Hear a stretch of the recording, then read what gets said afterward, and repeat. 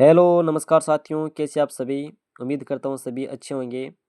हम हस्तलिखित नोट्स के माध्यम से राजस्थान का भूगोल पढ़ रहे थे, जिसमें हमने राजस्थान का जो दूसरा टॉपिक शुरू कर रखा था, राजस्थान का भौतिक प्रदेश, जिसमें हमने दो भौतिक प्रदेश पढ़ लिए थे, थार का मरुस्थल और अरावली पर्वतमाला। आज राजस्थान के जो भौतिक प्रदेश तीसरा और चौथा, पूर्व का मैदानी भाग और इसके बाद में जो हाड़ौती का पठार है वो पढ़ेंगे। तो शुरू करते हैं आज की क्लास में। पूर्व का मैदान। पूर्व का मैदान दोस्तों राजस्थान के जयपुर, भरतपुर, दौसा, सवाई माधोपुर, धौलपुर, करौली, टोंक, अलवर, भीलवाड़ा तथा अजमेर की कुछ भाग, इसके अलावा बांसवाड़ा और डूंगरपुर की कुछ मैदानी भाग, इसके अलावा जो नए जिले हैं जयपुर ग्रामीण, डीग, खेरतल, तिजारा आदि क्षेत्र में जो है पूर्व का मैदान वो फैला हुआ है। ठीक है, यानी जो राजस्थान की पूर्वी जिले हैं इसी में जो पूर्व का मैदान इसे कहा जाता है। पूर्व का मैदान जो है राजस्थान के कुल भौगोलिक भाग के 23% भाग पर जो है ये फैला हुआ है। इसके अलावा जनसंख्या की बात करें तो राजस्थान की लगभग 100% जनसंख्या में से जो 39% जनसंख्या दोस्तों वो पूर्व की मैदानी जिलों में पाई जाती हैं। इस क्षेत्र का जनसंख्या घनत्व सर्वाधिक है। वर्षा की बात करें तो यहाँ पर 50 से 80 सेंटीमीटर तक वर्षा पाई जाती है। जलवायु की बात करें तो आर्द्र जलवायु यहाँ पर देखने को मिलती है। मिट्टी की बात करें तो जलोढ़ और दोमट प्रकार की यहाँ पर मिट्टी देखने को मिलती है। इस मैदान की जो ढालें हैं वो पूर्व की ओर हैं। मुख्य फसलों की बात करें तो गेहूँ, जौ, चना, मक्का, बाजरा, मूंग आदि फसलें यहाँ पर क्या हैं उत्पादित की जाती हैं। पूर्वी मैदानी भाग को मुख्य रूप से 4 भागों में विभाजित किया गया है दोस्तों। वो 4 भाग कौन कौन से हैं? चंबल बेसिन है, माई बेसिन है, बनास बेसिन है और बाणगंगा बेसिन है। ये 4 मुख्य भाग हैं पूर्वी मैदानी भाग के। ठीक है, अब एक एक करके विस्तृत अपन अध्ययन करेंगे। तो बात करते हैं चंबल बेसिन की। चंबल बेसिन के अंदर जो चमन नदी का जो अपना प्रवाह क्षेत्र है, जिसमें चित्तौड़गढ़, बूंदी, कोटा, सवाई माधोपुर, करौली, धौलपुर का क्षेत्र सम्मिलित किया जाता है। इस बेसिन में विशाल भीड़ हैं जिनमें डाकू छिपे रहते हैं। अर्थात जो चमन नदी जब बहती हैं तो इनके प्रवाह से जो बड़े बड़े खड्डे बन जाते हैं, इन खड्डों में हैं वो डाकू छिपे रहते हैं। इसी कारण इस क्षेत्र को डाकुओं की शरण स्थली के नाम से भी जाना जाता है। ठीक है, ये क्षेत्र डांग या उत्खा क्षेत्र भी कहलाता है।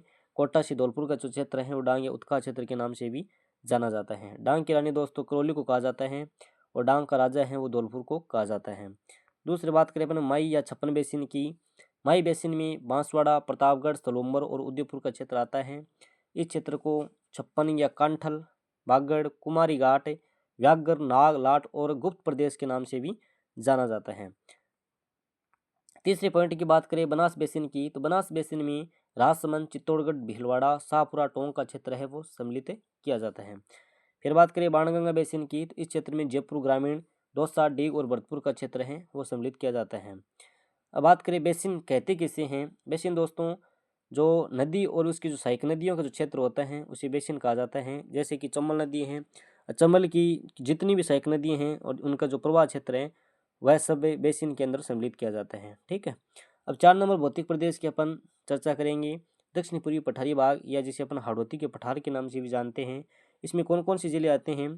तो राजस्थान के जो कोटा हैं, बूंदी हैं, बारां हैं, झालावाड़, बांसवाड़ा, चित्तौड़गढ़ व भीलवाड़ा के जो क्षेत्र हैं वो हाड़ौती के पठार या दक्षिण पूर्वी पठारी के नाम से जाना जाता है। ठीक है, क्षेत्रफल की बात करें तो राजस्थान की कुल भौगोलिक के 7% भाग पर यह पाया जाता है।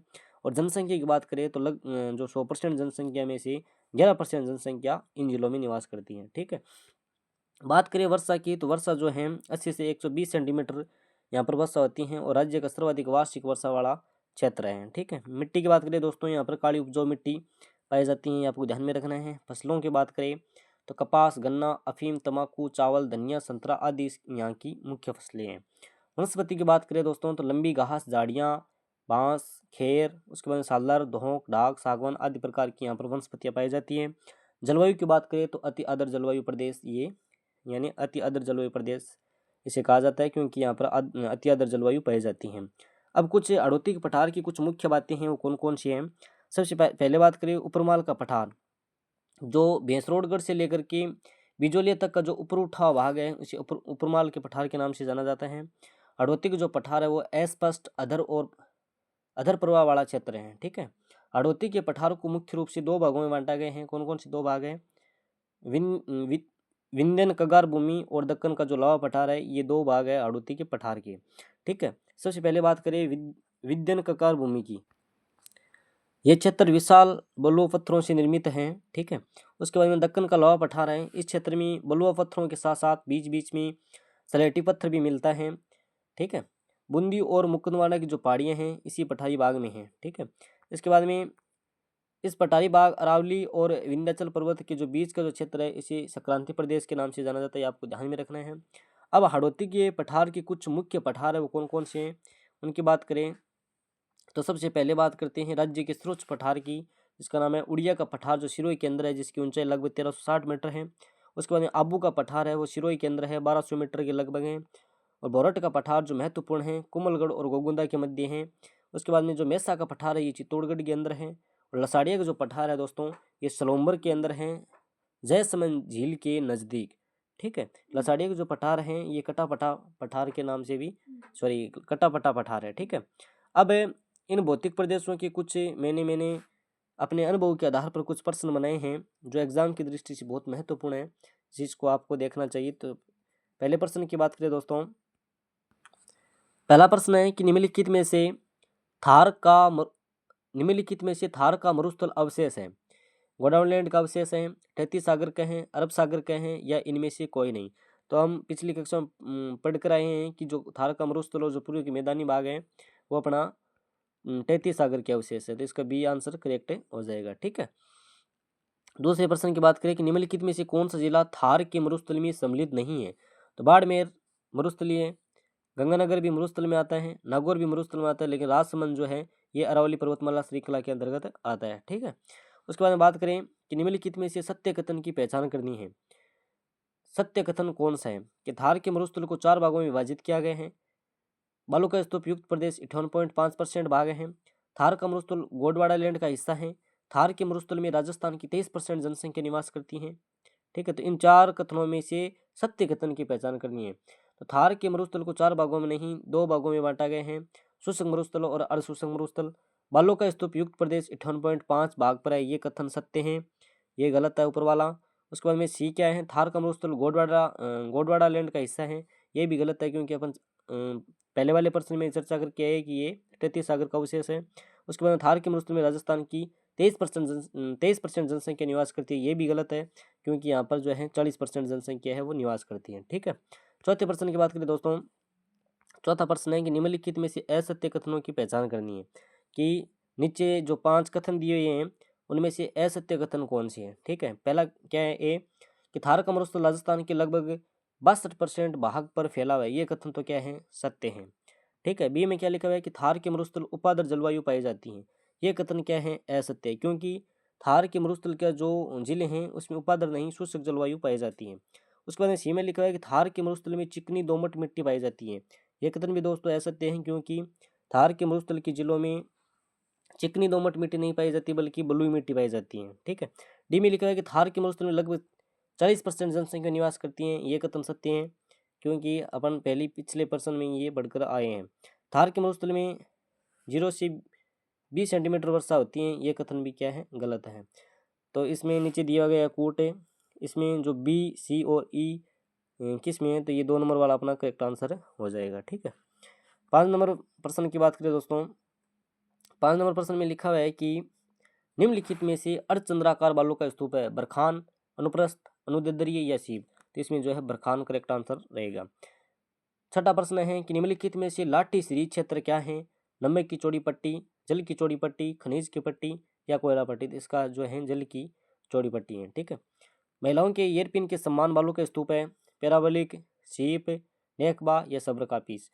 जो अपना पैराबोलिक बालू का स्तूप है ये महिलाओं के हेयरपिन के समान होता है। ठीक है। 8वां प्रश्न जो है, थार का मरुस्थल भारत के कितने राज्यों में फैला हुआ है। भारत के कितने राज्यों में थार का मरुस्थल फैला हुआ है, तो ये 4 राज्यों के अंदर फैला हुआ है। ठीक है। उसके बाद बात करें उत्तरी अरावली की सबसे ऊंची चोटी कौन सी है। उत्तरी अरावली की सबसे ऊंची चोटी खो, मालखेत, रघुनाथगढ़, लोहारगढ़। तो इसमें जो रघुनाथगढ़ है ये उत्तरी अरावली की सबसे ऊंची चोटी है। 11 नंबर क्वेश्चन क्या है कि निम्नलिखित में से कौन सी चोटी सबसे ऊंची है, तारागढ़ है, खो है, रघुनाथगढ़ है या गोरमजी है। तो इसमें इसका आंसर भी रघुनाथगढ़ ही हो जाएगा। ठीक है। आगे बात करें निम्नलिखित में से दूसरी सबसे ऊंची चोटी कौन सी है, असरगढ़, जरगा, दिलवाड़ा या शेर। तो ये अपनी 1 नंबर तो है गुरु शिखर और 2 नंबर पर आती है अपनी शेर। ठीक है। उड़िया पठार की ऊंचाई कितनी है? 1360 मीटर। ठीक। इसके बाद में 14 नंबर प्रश्न है, पिडमांट का मैदान किस जिले में स्थित है? सिरोही, राजसमंद, उदयपुर या बांसवाड़ा? तो इसका आंसर हो जाएगा राजसमंद। ठीक है। उसके बाद में जालोर दुर्ग किस पहाड़ी पर बना हुआ है? कनकाचल पहाड़ी पर, चिड़ियाटुक पहाड़ी पर, हेमकुट पहाड़ी पर या ईगल पहाड़ी पर? जालोर दुर्ग दोस्तों कनकाचल पहाड़ी पर बना हुआ है। चिड़ियाटुक जो पहाड़ी है इस पर मेहरानगढ़ दुर्ग बना हुआ है। हेमकुट पर जो है कुमलगढ़ बना हुआ है और ईगल पहाड़ी पर जयगढ़ दुर्ग बना हुआ है। ठीक है। 16 नंबर प्रश्न की बात करें, मेवल क्या है? बांसवाड़ा व प्रतापगढ़ के मध्य की पहाड़ियाँ, डूंगरपुर व बांसवाड़ा के मध्य की पहाड़ियाँ, बांसवाड़ा, प्रतापगढ़ और डूंगरपुर मध्य का क्षेत्र या चंबल उत्काल क्षेत्र? तो मेवल है वो डूंगरपुर और बांसवाड़ा के मध्य की क्या है? पहाड़ी है। ठीक है। उसके बाद में 17 नंबर प्रश्न की बात करें कि लसाड़िया का पठार किस जिले में स्थित है? उदयपुर में है, सलूम्बर में है, राजसमंद में, सिरोही में? तो ये पहले उदयपुर में था, अब नए जिले बनने के बाद में सलूम्बर में हो गया। ठीक है। उसके बाद में 56 का मैदान किन जिलों के मध्य फैला हुआ है? बांसवाड़ा व प्रतापगढ़ के मध्य, प्रतापगढ़ और डूंगरपुर के मध्य, प्रतापगढ़, डूंगरपुर और बांसवाड़ा के मध्य, प्रतापगढ़ व बांसवाड़ा के मध्य? तो इसका सी आंसर करेक्ट रहने वाला है प्रतापगढ़, डूंगरपुर व बांसवाड़ा के मध्य। ठीक है। 19 नंबर प्रश्न की बात करें कि अरावली का सर्वाधिक विस्तार किस जिले में है? सिरोही में है, राजसमंद में है, अजमेर में है या उदयपुर में? तो इसका आंसर उदयपुर में है। सबसे कम हो जाएगा अजमेर। ठीक है। 20 नंबर प्रश्न की बात करें कि कौन सा भौतिक प्रदेश अस्पष्ट व अधर प्रवाह वाला है? कि थार का मरुस्थल है, कि हाड़ौती का पठार है, कि पूरी मैदानी बाग है, कि अरावली पर्वत? पीछे हम पढ़ के आए हैं कि जो हाड़ौती का पठार है ये अस्पष्ट और अधर प्रवाह वाला क्षेत्र है। ठीक है। 21 नंबर प्रश्न की बात करें कि राज्य का सर्वाधिक वार्षिक वर्षा वाला भौतिक प्रदेश कौन सा है? हाड़ौती का पठार है, पूरी मैदानी बाग है, अरावली पर्वतमाला या थार का मरुस्थल है? तो ये हाड़ौती का पठार है, यहाँ पर सर्वाधिक वर्षा होती है। ठीक है। उसके बाद में निम्नलिखित में से पूरी मैदानी भाग का नहीं है, अर्थात जो अपन पढ़ के हैं जो बेसिन जो पूरी मैदानी भाग में नहीं है, Chambal basin, Banganga basin, Luni basin या बनास बेसिन? तो इसका आंसर रहेगा जो लूणी बेसिन है वो पूरी मैदानी भाग का हिस्सा नहीं है। ठीक है। उसके बाद में इसराना भाकर व रोजा भाकर किस जिले में अवस्थित है? तो ये जालोर के अंदर है। राज्य का सर्वाधिक जनसंख्या घनत्व वाला भौतिक प्रदेश कौन सा है? पीछे पढ़ के रहे हैं जो पूरी मैदानी भाग है, यहाँ पर सर्वाधिक जनसंख्या घनत्व पाया जाता है। ठीक है। कपास, गन्ना, तंबाकू, अफीम जैसी जो फसलें हैं राजस्थान के किस भौतिक प्रदेश में देखने को मिलती हैं? तो इसका आंसर हो जाएगा अपना हाड़ौती। तो दोस्तों इस वीडियो में अपन राजस्थान के जो भौतिक प्रदेश टॉपिक है इसको पूरा कर दिए हैं और आगे वाला जो नेक्स्ट टॉपिक है अपन नदियाँ शुरू करेंगे। तो आपको लगातार इन वीडियो को देखना है, चाहे तो अपनी कॉपी में साथ साथ नोट्स भी बना सकते हैं, क्योंकि इस वीडियो को देखने से यह फ़ायदा होता है कि जो नोट्स बनाने आपको बहुत ही आसानी रहेगी, क्योंकि किताब से नोट्स बनाने में समय ज़्यादा लगता है और ये जो मेरे हाथ से बने हुए नोट्स हैं इसे आप देखकर अपनी कॉपी में नोट कर सकते हैं आसानी से। किताब में आपको कोई ऐसे सिलेक्टेड चीज़ें जो ढूंढने की आवश्यकता नहीं पड़ती। तो उम्मीद करता हूँ आपको नोट्स से पसंद आए होंगे। यदि वीडियो पसंद आई हो तो लाइक, शेयर और चैनल पर पहली बार है तो सब्सक्राइब ज़रूर करें। थैंक यू, धन्यवाद।